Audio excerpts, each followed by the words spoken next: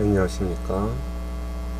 전력전자 두 번째 시간으로 전기와 전자력에 대해서 오늘은 학습을 하도록 하겠습니다. 먼저 전기회로에 대해서 설명드리도록 하겠습니다. 전기회로란 전원, 전선, 부품들이 서로 폐회로를 구성하고 있을 때를 전기회로가 구성되어 있다라고 이야기를 합니다. 여기서 전원과 저항 그리고 전선이 서로 회로풀을 구성하였을 때 저항에 전압을 가하면 전기회로에 전류가 흐르고, 이때 저항, 전류, 전압의 관계식을 표현해 놓은 것이 옴의 법칙입니다. 1827년 독일 과학자 옴이 처음 조사하게 되었으며, 도체에 흐르는 전류의 크기는 도체의 양끝에 가한 전압에 비례하고 그 도체의 저항에 반비례한다는 것입니다. 그래서 전압 E V는 I 곱하기 R이고, 전류 I는 R분의 V 전압이 되고, 저항은 전류분의 전압으로 표현해 놓는 것입니다.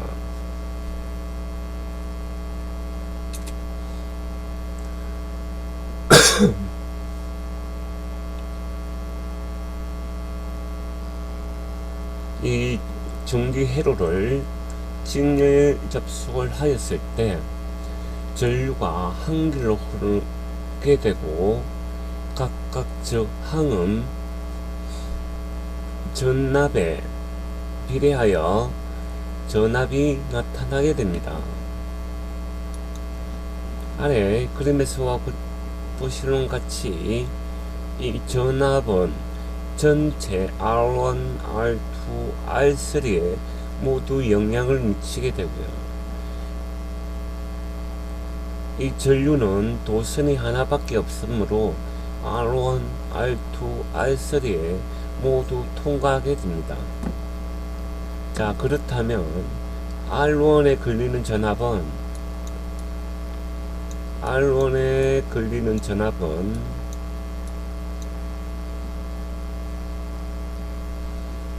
전체 전류 I에 E1이 되고요. R에 R2에 걸리는 전압은 전체 전압 I에 E2가 됩니다. 그리고 R3에 걸리는 전압은 전체 전류 I에 R3에 걸리는 전압 R3이 됩니다. 이럴 때 전체 전압 E는 E1과 E2와 E3의 합으로 나타낼 수가 있습니다.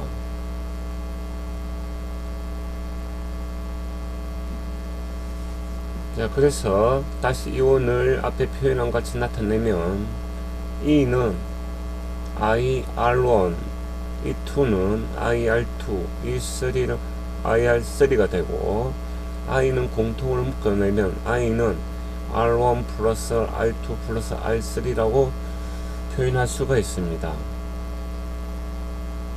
자, 여기에서 보시는 같이 저항을 직렬로 연결하였을 때의 합은 R1과 R2, R3 합으로서 나타낼 수가 있는 것입니다.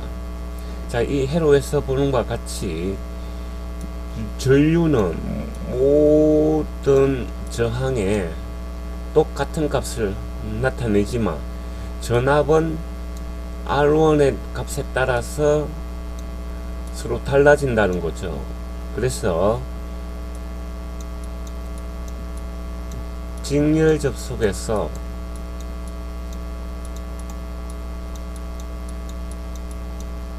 전류는 모두 동일한 값을 가진다는 겁니다. 그러나 전압은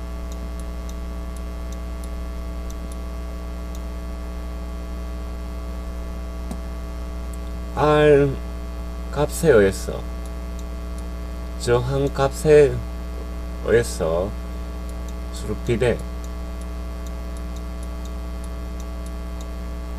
하게 되고, 쉽게 해서 R1, R2, R3에 대해서 서로 분배하여 나타난다 라고 하는 거죠. 이 분배라고 하는 것은 전체 전압을 서로 각각 분배하여 값들이 나타날 것이다 라고 하는 것입니다.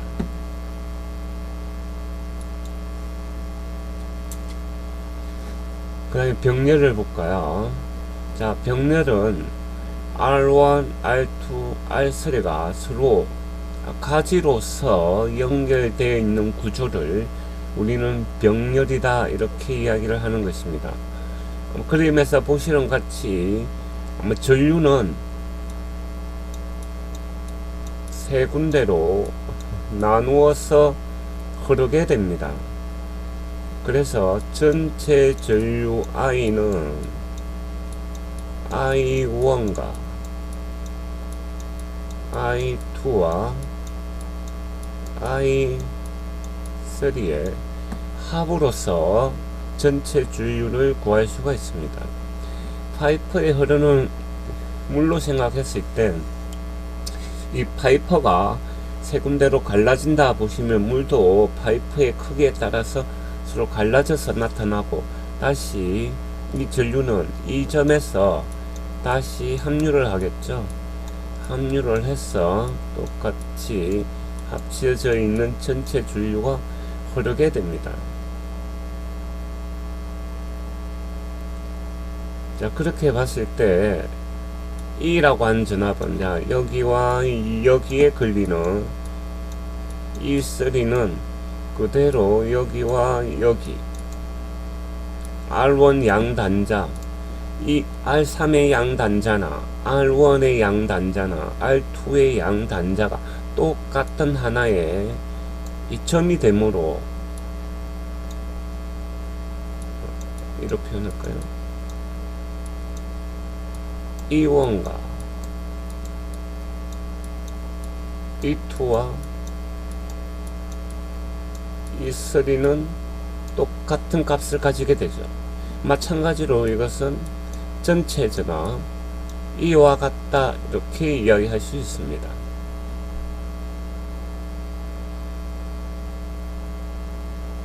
자, 이렇게 봤을 때 병렬은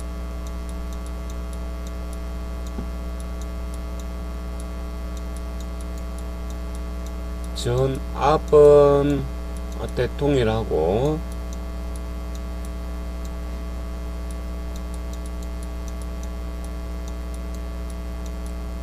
전류는 전체 전류를 서로 분배하여 나타난다 라는 걸 알 수가 있습니다.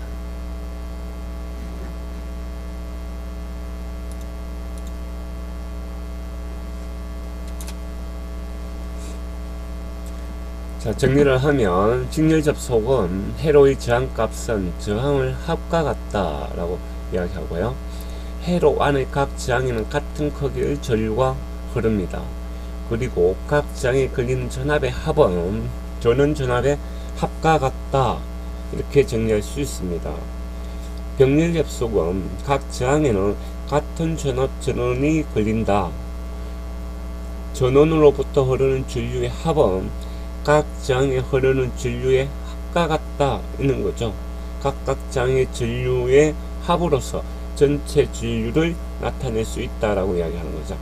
회로 전체 저항의 합계는 각 저항의 어느 것보다 작다 이렇게 이야기할 수 있겠죠.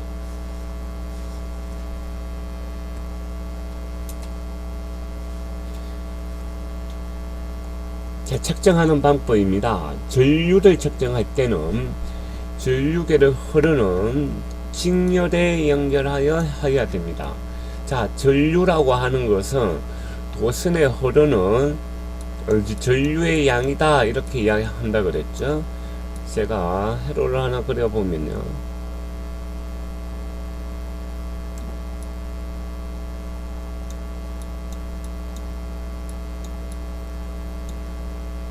이 도선에 흐르는 전류를 I라고 했을 때, 이 도선, 지금 회로에서 도선은 하나밖에 없습니다. 그렇다면 전류가 흐를 수 있는 영역도 이 도선밖에 없죠. 그래서 이 A점이나 여기 B점, 여기를 C점이라죠. A점에 흐르는 전류 값이나 B점에 흐르는 전류 값이나 C점에 흐르는 전류 값이나 모두 동일하게 나타납니다. 자, 그런 말은 이 도선에 흐르는 값이라는 얘기죠. 그래서 앞전에 전류를 측정할 때는 뭐로 측정해야 된다? 한 점에서 측정해야 된다는 겁니다. A점이든 B점이든 C점이든 한 점에서 촬영해야죠. 쉽게 해서 이렇게 파이프에 이렇게 물이 흘러갈 때, 물이 흘러가는 양을 알려면 이렇게 파이프를 잘라서 양 단자에 흐르는 양 단자 사이에 수량계를 갖다 대야 되는 것처럼, 전류도 이 도선에 흐르는 값이니까 이 도선을 잘라낸 양 단자 사이에 이 전류계를 이렇게 갖다 대 주셔야 된다는 얘기죠. 그럼 전류가 이 도선에 따라 흐르다가 이 전류계를 따라서 이렇게 흘러가게 된다는 얘기죠.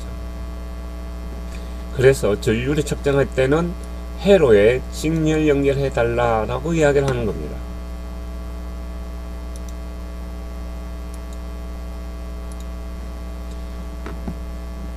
자, 전압을 측량할 때는 회로의 병렬에 연결하여야 한다는 겁니다. 저희가 앞 시간에 전압이라 하면 전위차를 전압이다 한다 했죠. 또는 기전력을 우리가 전압이다 이렇게 표현한다고 했습니다. 자, 다시 제가 회로를 하나 그려보면요,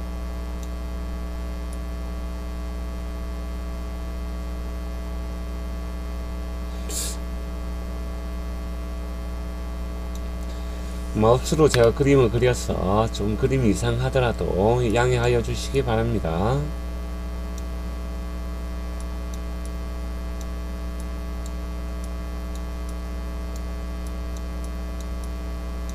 자, 여기 있을 때 이 전압에, 우리가 전압은 건전지다 생각하면 된다 그랬죠. 이 양단원에 저희가 전압계를 갖다 대죠.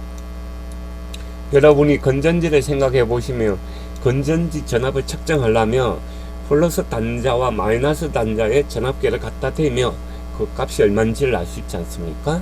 그런 것처럼 여기 때 이 측정하는 건 우리가 기전력이다 이렇게 이야기하는 거고요. 전위차를 측정하려면 뭐가 필요한다 했죠? 저항값이 필요한다 했죠? 저항. 그래서 저항의 양 단자 A점과 B점 사이에 전압계를 달아주셔야 됩니다. 자, 파이프를 이해를 한번 들어볼까요? 파이프가 있다고 합니다. 여기에 이렇게 물이 흐른다고 했을 때요, 이 파이프에 아무것도 없으면, 제가 여기를 A점이라 하죠. 여기를 B점이라 하면, 이 파이프의 A점과 B점 사이에는 물살의 차이가 아무것도 발생하지 않을 겁니다. 수압차가 없다는 얘기죠.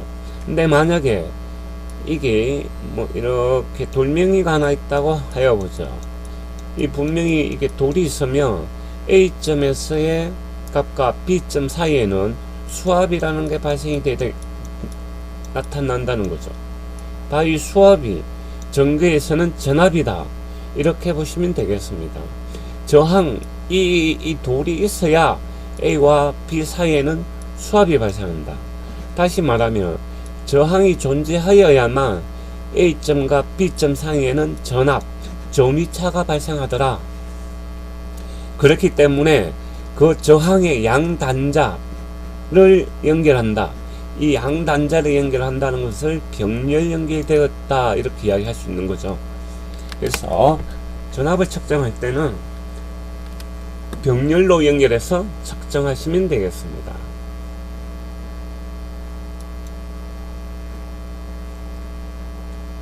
저항을 측정할 때는 회로에 측정물을 분리한 후에 측정하라 라고 하는 겁니다. 앞서서 제가 다시 하나 회로를 그리시면요,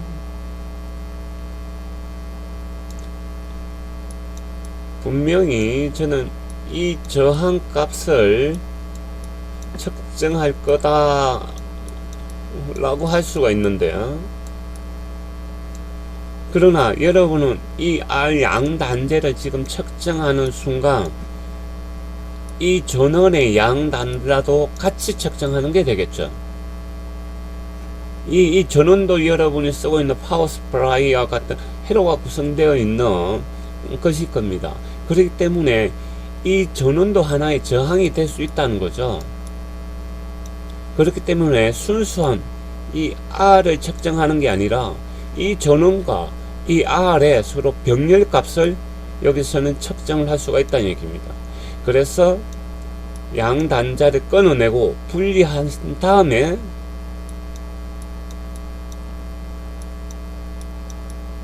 측정을 하여야 이 R에 걸리는 순수한 R 값만 측정을 할 수 있다는 얘기가 되겠죠. 그래서 분리하여 측정하라 하고는 얘기입니다.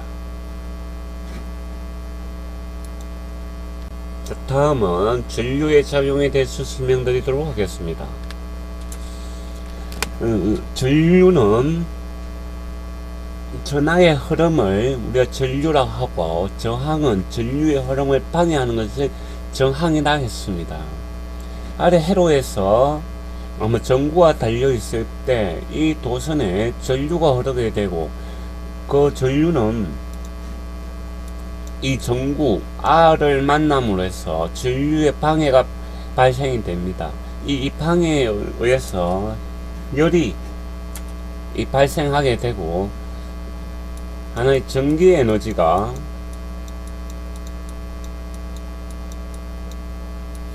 열 에너지로, 오늘 우리가 빛 에너지다 이렇게 이야기하죠. 뭐 표현에 따라서 빛 에너지로 바뀌어서 나타날 수 있다 라고 하는 거죠. 두 번째는 자기작용입니다. 전기를 기계적 에너지로 바꾸는 거, 이게 우리가 모타, 전동기다 라고 하는 거죠. 그리고 기계적 에너지를 전기 에너지로 바꾸는 작용, 제가 발전기다 이렇게 이야기를 하죠. 이런 것들은 다 코일에 의한 자기 유도값에 의해서 우리가 전기 에너지를 기계 에너지로, 또 기계의 이 전자석이라는 기계의 움직임에 의해서 전기가 코일에 발생하기도 합니다. 나중에 자기 유도에 대해서 설명드릴 때 한 번 더 자세히 설명드리겠습니다. 전류는 자기작용의 역할을 한다 라고 하는 겁니다. 세 번째는 화학작용입니다. 전류가 물질 속에 흐름으로써 화학 반응이나 전기 분해를 하는 방법, 작용을 한다는 겁니다. 얘가 가장 가까운 얘가 배터리가 되겠습니다. 전해질 수용액에 반응성이 다른 두 금속을 담그면 반응성이 큰 금속이 산화되어 전자를 내놓고 하는 양이온이 되고, 전자는 도선에 따라서 이 반응성이 작은 금속으로 이동하여 전류가 흐르게 된다는 거죠. 하나는 플러스를 내놓고 어느 거는 마이너스를 내놓음으로써 서로 흐름이 발생한다는 거죠. 그 흐름에 의해서 전류는 나타난다 라고 하는 겁니다.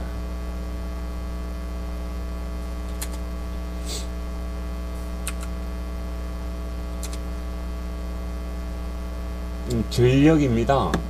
자, 전력은 1초간 하는 일, 전류의 인류를 전력이다 이야기를 하고요. 우리는 단위로 와트를 씁니다. 자, 우리가 여러분 익히 고등학교 때 줄의 법칙, 일의 양을 표현할 때 줄로서 표현을 하는 거죠. 이 전류가 한 일이 얼마냐를 이야기한 게 전력이다 생각하시면 되겠습니다. 그래서 도체에 전류가 흐를 때 발생하는 열량, 이는 일량, 한 일을 열로 표현하는 거죠. 그래서 그 일량을 표현한 것을 전류의 제곱과 저항의 곱으로서 서로 표현하게 됩니다. 그래서 전력은 전압 곱하기 전류가 되고, 전압은 다시 IR로 표현할 수가 있으니까 I 제곱에 R로 나타낼 수가 있죠. 또는 저항분의 전압의 제곱으로도 우리가 표현을 할 수가 있습니다. 왜냐면은 이 I가 R분의 전압이 되지 않습니까? 그죠? 이게 R분의 전압의 제곱으로 표현할 수도 있다는 얘기죠. 자, 이거를 열량, 우리가 쿨룸 값이라고 그러죠. 이 양은 Q라고 하고, Q는 I 제곱의 R, 여기까지가 전량 와트가 되죠. 시간 T. 그래서 우리가 표현할 때 보통 와트 시다, 일량이 얼마냐 그때 와트 시로서 표현을 하죠.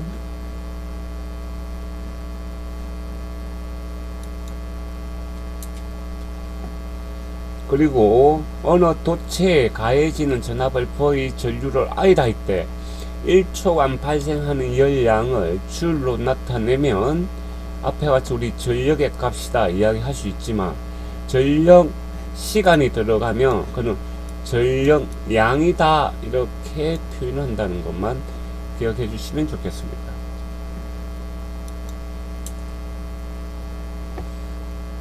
세 번째는 전기와 자석 간의 관계입니다. 앞에서 여러분들이 전기라는 것과 자기라는 것은 서로 같이 동작을 하지, 전기 따로 자기 따로 동작하는 게 아닌 형태입니다. 그래서 여러분은 전기를 배우실 때 전기만 알아서 되는 게 아니라 전기와 자기를 같이 항상 공존하는 존재라고 생각을 하셔야 됩니다. 그래서 이 자기에 대해서도 여러분이 많이 아셔야 됩니다. 근데 이 자기가 좀 여러분이 공부하기가 힘든 부분이 있고, 용어 정리가 잘 안 될 경우 헷갈릴 수가 있습니다. 그래서 하나하나 하실 때 이 단어에 대해서 신경을 쓰시면서 강의를 들어주시면 좋겠습니다. 자, 보죠. 끌어당기는 성질을 갖고 있다. 자성이라고 하고요. 이 작용을 자기다 이렇게 이야기를 합니다.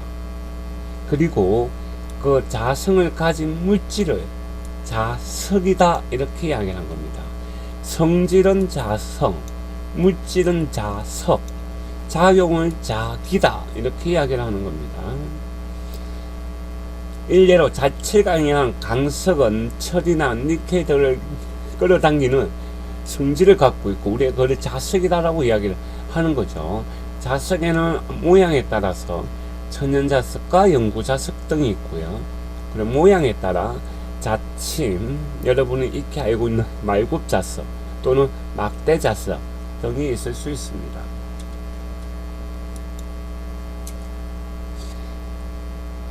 자석의 성질은 같은 것끼리 N것과 N것, S것과 S것은 서로 반발한다. 다른 자극 N것과 S것은 서로 끌어당긴다 라고 이야기하기도 하죠. 그리고 자력선이 나옵니다. 자, 여기 또 다른 용어가 하나 나오죠. 자력선은 N극에서 나와서 S극을 한다. 여러분이 고등학교 시간에 많이 아마 들어보셨을 겁니다. N극에서 나와서 S극으로 흐른다. 자력선의 방향으로 자개의 방향을 알 수가 있다라고 하죠. 이 자력선에서 자개는 이 미치는 영역,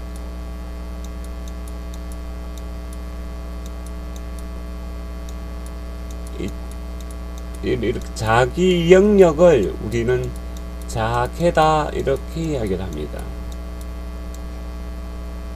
이게 이 자력선은 바로 이 자기의 영역을 나타내고 그 자기의 방향을 알 수가 있다라고 하는 거죠. 자력선의 밀도, 자 여기서 또 나오죠. 자력선의 밀도는 자속의 밀도와 같다라고 하는 거죠. 자속이라고 하는 것은 자기의 세기를 자속이다 이야기입니다. 자속의 밀도를 세기를 자기의 세기가 뭐냐? 자속의 밀도다 이렇게 이야기를 하는 거죠. 그래서 자기의 세기, 자력의 세기 이렇게 이야기도 합니다.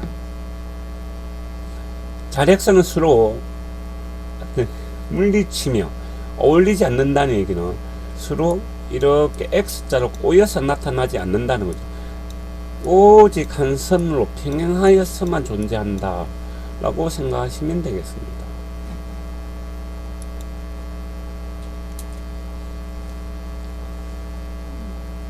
자석은 철을 끌어당긴다. 자석이 이루는 자기에 의해서 철이나 니켈이 자기를 띄어 자석이 되고, 이 자석이 되는 이유는 자기 유도, 자성체에 의해서 발생을 합니다.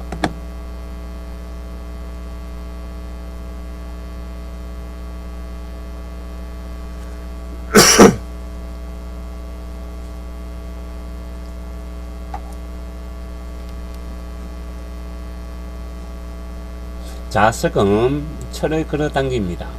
자석이 이루는 자개에 의해서 영역이라고 그랬죠. 자기에는 자기의 영역에 의해서 철이나 니켈이 자기를 띄어 자석이 되는 거죠. 자, 그래서 자기 유도는 자석이 아닌 것을 자개 속에 넣어서 새로운 자기를 띄는 자석이 된 작용을 자기 유도다, 아닌 것이 자석이 되도록 해주는 작용을 자기 유도라고 하는 것입니다. 이럴 때 자성체는 자석이 된 물질을 자석이 된 물질 자성체다. 원래 아니었던 애가 자석이 된 애죠. 자성체다. 그리고 반대로 자기가 되지 않는 것들을 비자성체다 이야기하는 거죠. 철도 처음에는 자석이 아니었지만 이 자기 유도를 통해서 자석이 될 수 있다는 거죠. 그래서 철 이런 것을 자성체다 이야기하는 거죠. 그러나 굴이나 알루미늄은 자석이 되지 않는다는 얘기죠. 그래서 이걸 비자성체다 이렇게 이야기를 합니다.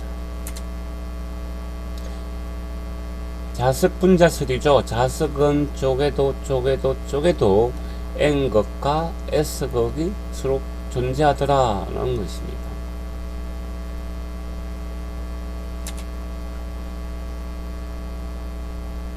전류와 자개의 관계식입니다. 여러분이 고등학교 때 익히 들었던 오른나사의 법칙입니다. 여러분이 오른손을 볼펜을 짚고 헤었을 때 이 볼펜이 흐르는 방향이 전류가 되고, 여러분이 손가락 방향이 자력선이 되는 거죠. 그래서 이 도선에 전류가 흐르면 주변에 자기가 형성된다, 자력선이 형성된다 라고 이야기하는 게 오른나사의 법칙이 되겠습니다.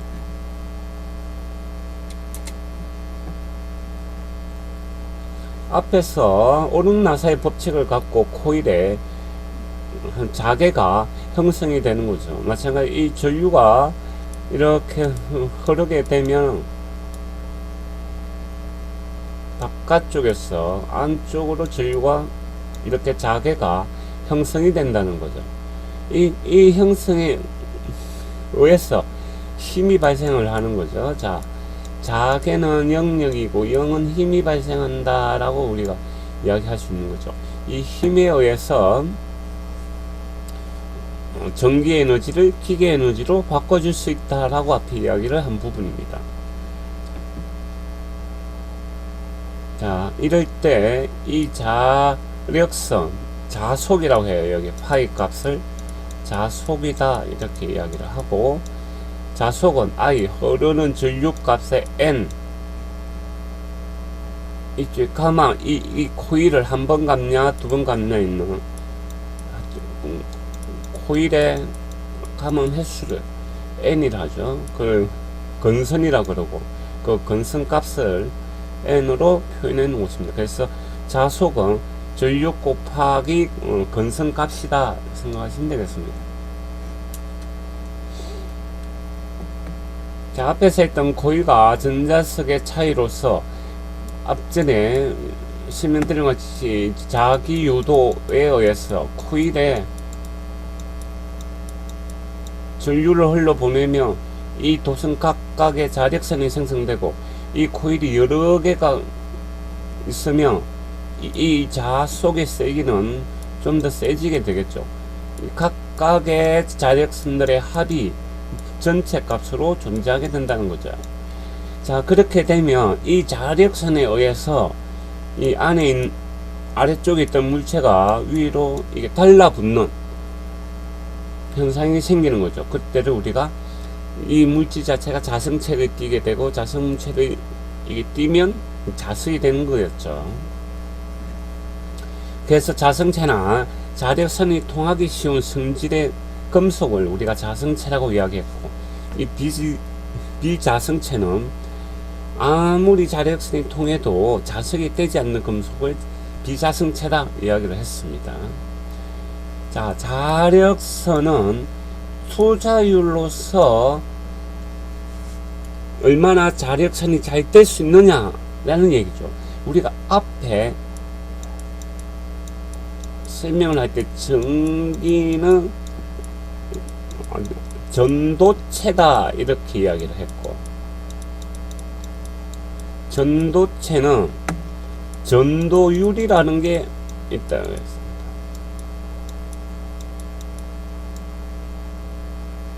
이 마찬가지로 여기서는 자기에서는 투자율이라 그러고 전기에서는 전도율이다 라고 아시면 되겠습니다. 그리고 투자율이 가장 큰 것은 진공을 1로 봤을 때 철은 5,000에서 1,000배 정도가 된다 이 말은 더 자석이 쉽게 뜨는 성질이 가지고 있다라고 이야기할 수 있는 거죠.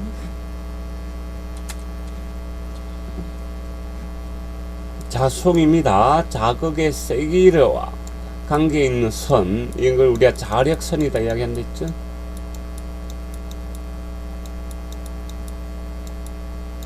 자력선과 자속의 관계는 자력선이 통과하는 물질이 자속을 통과하는 비율로 결정이 되며, 물질 속에서 일정한 비율 관계가 있어 자력선이 증가하면 자속이 증가한다.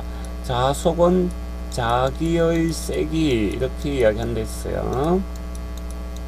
여러분 용어가 계속 헷갈릴 수 있으니까요, 하시면서 정립을 잘 해 놓으셔야 됩니다. 자, 자기 회로와 전기 회로를 이제 서로 비교 분석했는데요. 자, 전기를 보죠. 전기 기질력 E를 전압이라 한다면은 자기 회로에서는 자기력이라 그러고 IN의 곱으로서 나타냅니다. 전기 회로는 우리가 전류라 그러고, 자기 회로는 그 흐르는 것을 자속이다 이렇게 이야기한다 그랬죠. 그리고 전기 회로에서 전기 저항은 자기에서는 자기 저항이다 이야기를 합니다. 그래서 전기 회로에서는 I는 R분의 V, 전압은 IR 값으로 저희가 표현을 했죠. 자, 그러나 자기 회로에서는 이 코일에 전류를 흘러 보냈을 때 그 안에 있는 도체 저항, 자기 저항을 갖고 있는 이 도체에 흐르는 전류량, 앞에서 이야기한 자속값으로 표현을 합니다. 그래서 자속값은 그 단면적에 대해서 갖고 있는 자기력값, 이렇게 생각하시면 되겠습니다.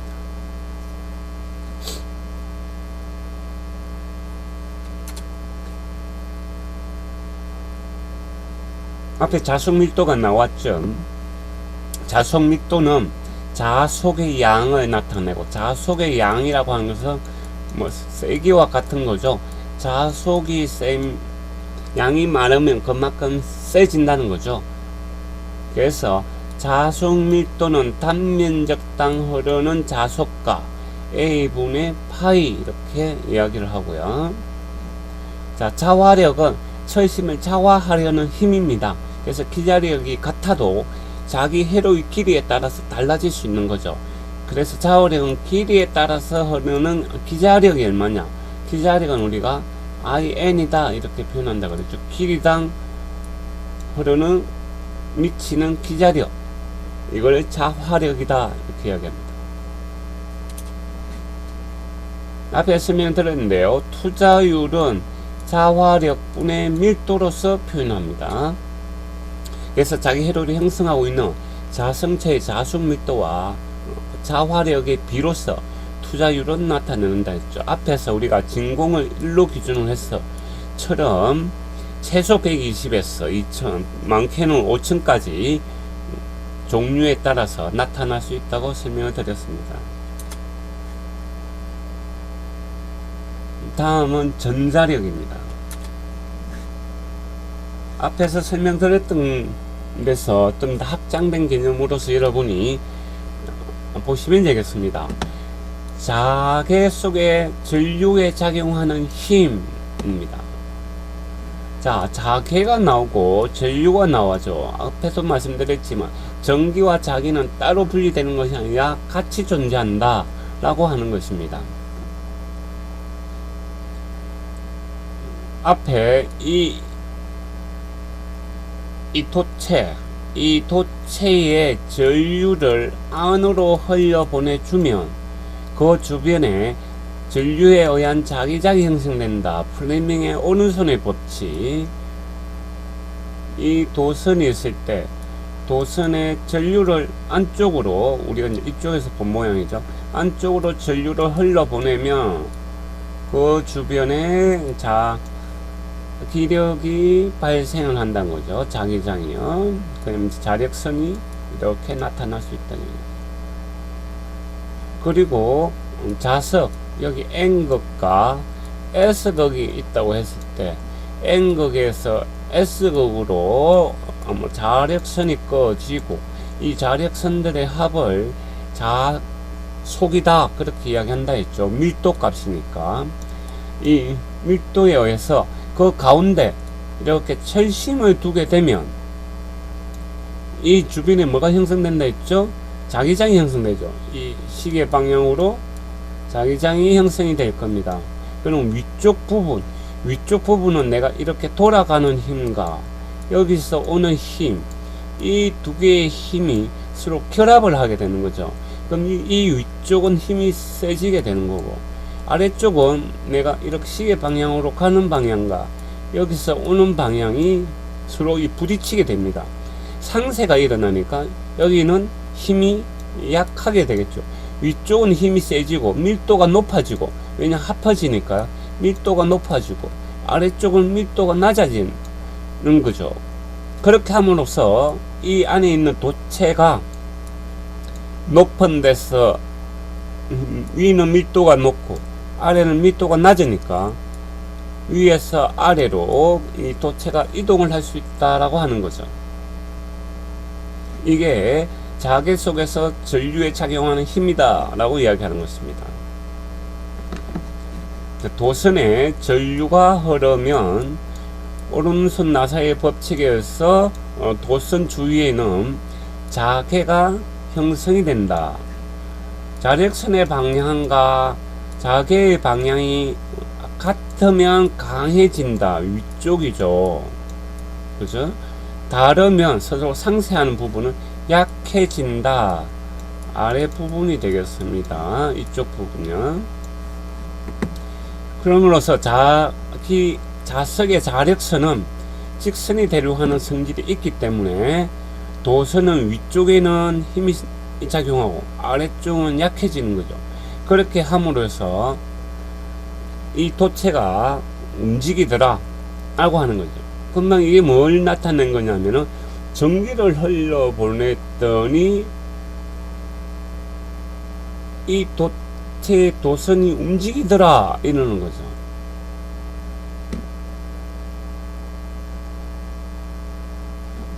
자, 그래서 전자력의 방향은 자력선의 방향과 도체에 흐르는 전류의 방향으로서 결정이 된다는 겁니다. 여러분 이제 프레미엄 오선의 법칙 고등학교 때 많이 배우실 텐데요. 손으로 보면 엄지를 F, 자력선, 전류의 방향을 가지고 앞에서 우리가 그림에서 본 같이 N극에서 S극으로 그대로 이 자력선을 표현을 해주시면, 그리고 이 손가락은 전류의 방향이죠. 그럼 힘이 위 또는 아래로 미치게 될, 이 엄지가 가리키는 방향이 힘의 방향이 되겠습니다. 자, 여기 N극 S극인데 여기는 전류를 앞으로 내보내주니까 위로 갔고요. 안으로 넣어주면 전류를 힘은 밑으로 존재할 겁니다. 자, 그래서 전자력 F, 여기 존재하는 힘은 자석 밀도와 흐르는 전류의 양과 그 흐르는 길이의 값을 곱으로서 나타냅니다. N극에서 S극으로 얼마나 많은 자석 밀도를 갖고 있는지, 그리고 그 전류에 흐르는 양이 많으면 많을수록 전류에서 미치는 도체 주변에 미치는 서로 자기의 값이 세지게 되겠죠. 그리고 그 길이가 길면 길수록 힘은 더 커지게 되는 거죠. 그래서 길이와 자기와 밀도의 곱으로서 전자력을 구하게 된다는 것입니다. 이게 여러분이 익히 알고 있는 모타의 원리입니다.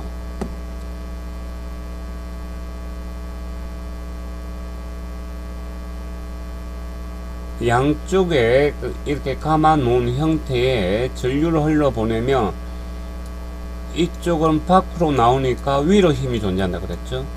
안으로 잡아 넣으면 힘은 아래쪽으로 존재했죠. 그러면 이 철심은 회전, 시계 방향으로 회전을 할 겁니다. 회전을 하게 되고요. 회전을 하게 되면 이렇게 물렸을 때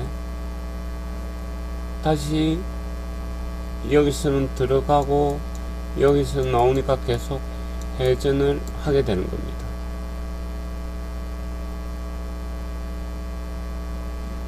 그래서 U자형 도체를 놓고 도체 전원으로부터 전류를 공구하기 위해 구리 링을 이분할 하여 그 사이에 전류물을 삽입을 하면 전련자 정류자 C1과 C2를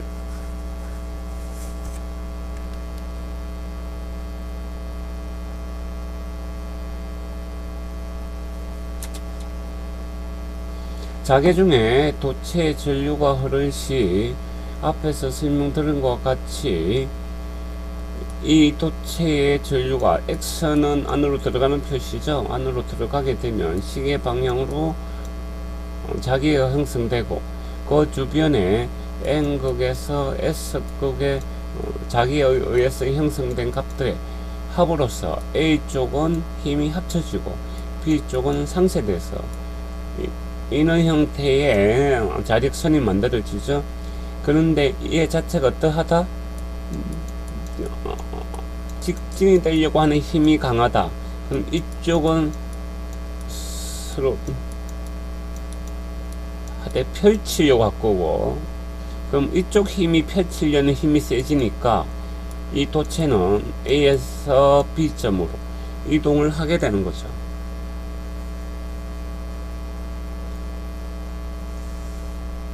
도선에 전류를 흘려 보냈더니 이 도선이 이동을 하더라는 얘기죠. 다음은 교류에 관해서 설명을 드리도록 하겠습니다. 지금까지 여러분들 설명을 드린 것은 일반적인 직류 회로에 대해서 설명을 드렸습니다. 자, 직류라고 하는 것은 시간의 변화에 관계없이 전류나 전압이 한 방향 일정한 값을 갖고 있는 것을 직류라고 합니다.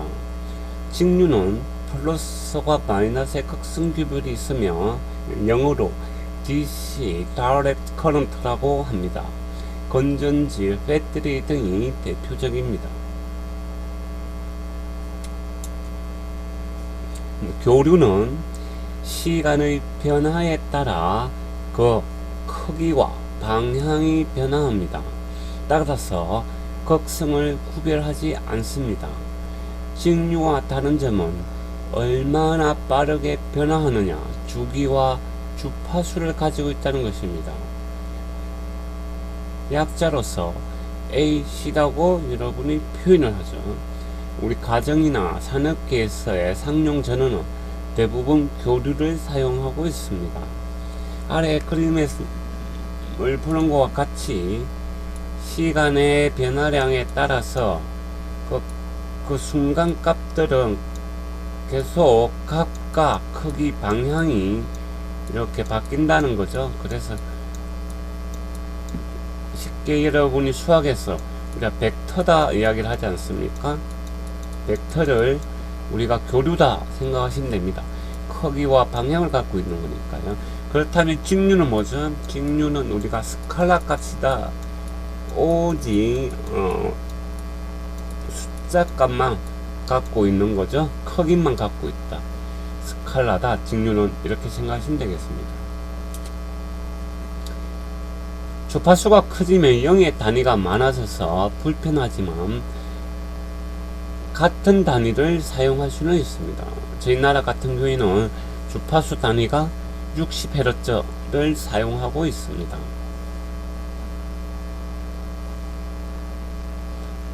앞에서 잠시 제가 설명을 안 드린 부분이 있는데요. 여기서 주기와 주파수를 갖고 있고 주파수의 단위를 헤르츠라고 합니다. 이럴 때 이 주파수라고 하는 것은 1초에 이 주기가 몇 개 들어왔냐 를 이야기한다 생각하시면 됩니다. 그럼 이 주기라고 하는 건 무엇이냐 하면은 계속 반복되는 하나의 구간, 여기서 보시면 여기 사인파요, 여기서 여기까지 된 게 하나가 되는 거죠. 그럼 다시 여기서 이렇게 여기까지가 두 개가 되지 않습니까? 이 한 구간, 여기서 여기까지를 한 주기라고 이야기를 하고 또는 사이클이다 이야기합니다. 이게 1초에 이 주기 구간이 몇 개 반복되었느냐를 가지고 그 주파수 값을 표현하게 됩니다. 그래서 60Hz란 말은 1초에 60개의 주기가 들어왔다 라고 생각하시면 되겠습니다. 교류는 직류에 비해서 어떤 장점이 있을까요? 첫 번째는 변압기 등을 이용하여 전압을 쉽게 변화시킬 수 있다는 것입니다. 그리고 두 번째는 정류장치를 이용하면 직류로도 쉽게 바꿀 수 있다는 것입니다. 그리고 세 번째, 정폭기를 이용하여 파형을 정폭하기가 쉽다는 것입니다. 자, 그렇기 때문에 우리가 일반적 가정용 산업계에 교류를 쓰는 이유는 발전소에서 만든 전기를 가정이나 공장으로 보내줄 때 쉽게 정폭을 하여 쉽게 보내줄 수도 있고, 이 받은 것을 쉽게 변환하여 직류로도 교류로도 쉽게 사용할 수 있다는 거죠.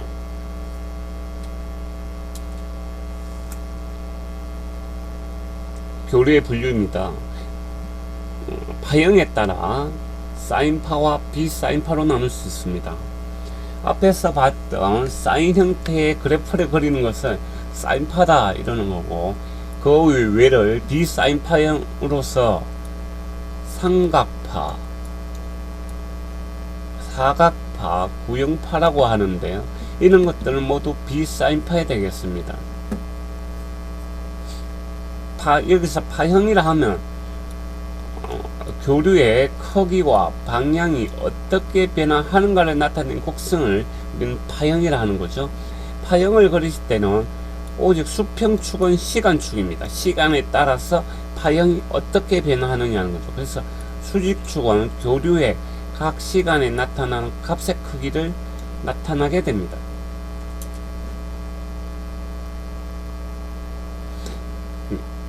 비사인파로서 사각파, 삼각파 이 들어가게 됩니다. 자, 주파수에 따라서 저주파, 고주파, 초고주파, 초고주파로 나눌 수 있습니다. 그럼 여러분 이 앞에서 나왔던 이 주파수에 따라서 저주파와 고주파, 초고주파, 극초고주파로 나눌 수 있다는 얘기입니다. 이 주기는 교륜 1회의 변화량, 1사이클, 1주기라는 데 있죠? 이거를 나타내는 것입니다.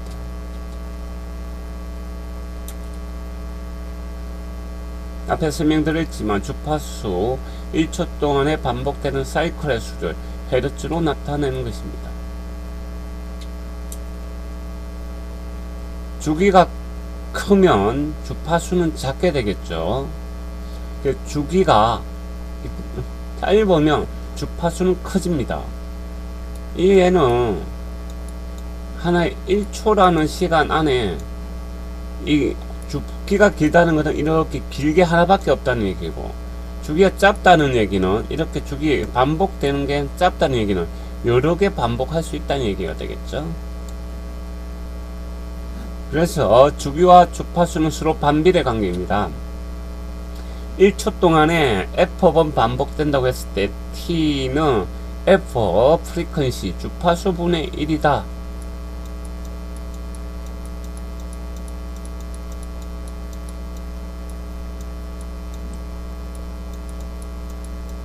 주기를 뜻하죠.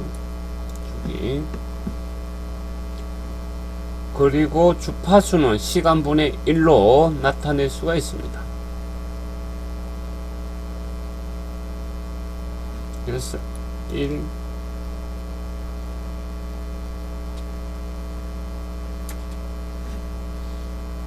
그럼 여러분이 아셔야 되는 위상입니다. 우리가 펄스라고 하는데요.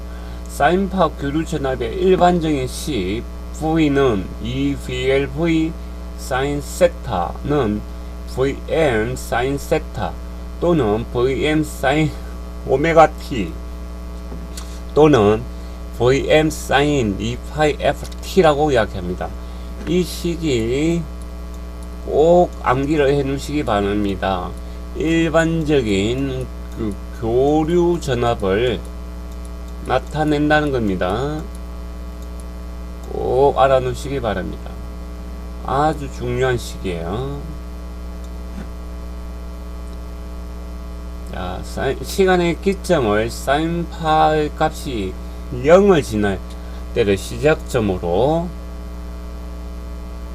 우리가 했기 때문에 항상 0을 시작점을 하는 이유는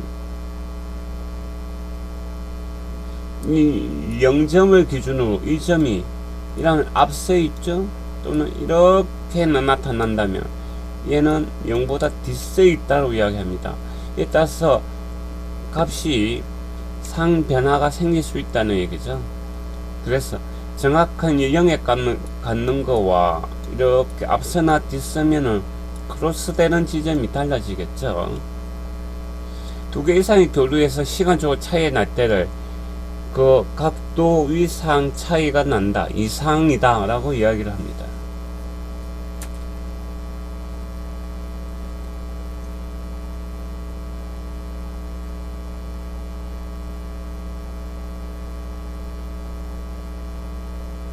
위상차가 없는 경우를 동상이라고 하고요. 위에서 그림 같이 크기는 다르지만 같은 제로 크로싱 되는 지점이 같은 점을 갖고 있는 것을 위상차가 없다라고 이야기를 합니다. 위상차는 이상이라고 제가 이야기한 것처럼 진상이냐 지상이냐로 부릅니다. 이 그림에서 보시는 것 같이 이렇게 제로 크로싱 된 지점이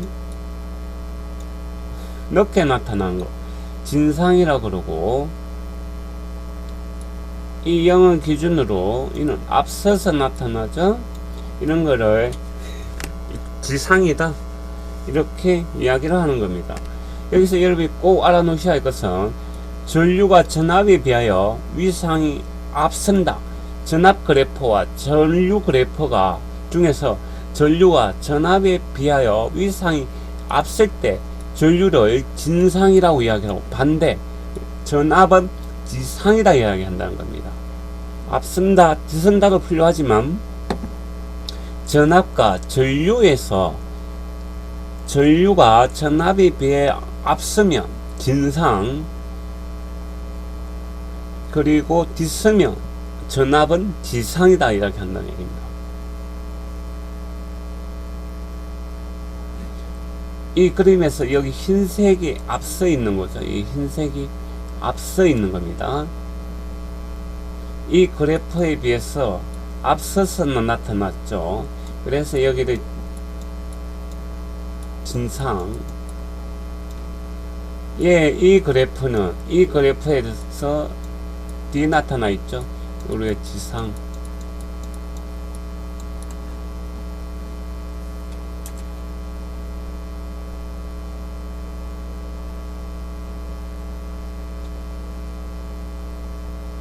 그리고 위상의 값에 따라서 그 상의 값은 세타의 값으로서 우리가 기준 사인 값에서 상 변화 값은 사인 파형의 상을 서로 더해줘서 나타나게 됩니다.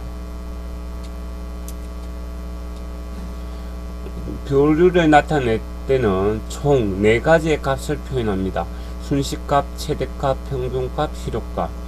순식값은 각각 그 순간적인 값들, 그 시간에 대해서 각각의 순간에 걸리는 값. 교류는 시간에 따라서 크기와 방향이 바뀐다 했죠. 그러니까 우리가 딱 정해놓은 그 시간에 나타나는 값, 그를 순식값이다, 순간적인 값, 이렇게 이야기하시면 되겠습니다. 최대값은 피크 전압입니다. 피크 값에서 나타나는 전압을 최대값이라고 이야기합니다.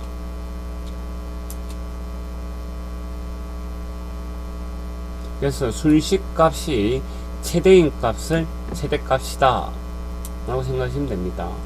피크 투 피크 값이랍니다. 피크 최대 또는 최소값, 최대값과 최소값의 사이값을 피크 투 피크 값이라 합니다.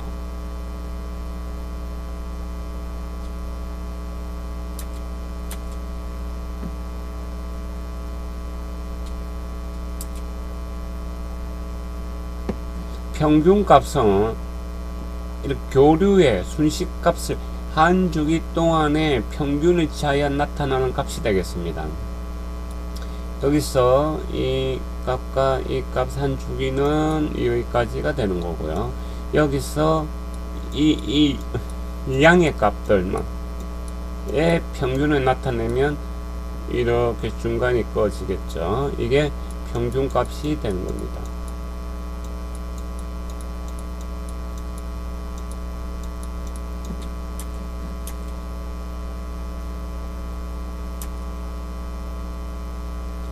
사인파의 평균값에서 플러스 값과 마이너스 값의 수로 하는 대칭이기 때문에 한 주기의 평균은 0이 되겠죠. 왜냐하면 이게 한 주기라고 하였을 때 이 플러스 값들의 양과 마이너스 값들은 서로 대칭되어 있는 거죠.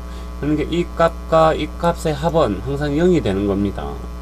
그렇기 때문에 사인 값은 이렇게 구하지 않고 2분의 1 이쪽 음의 값을 구하지 않고 이 양의 값만 가지고 양의 값의 반을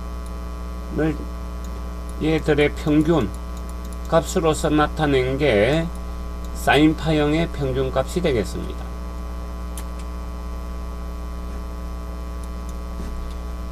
이것으로서 두 번째 시간을 마치도록 하겠습니다. 감사합니다.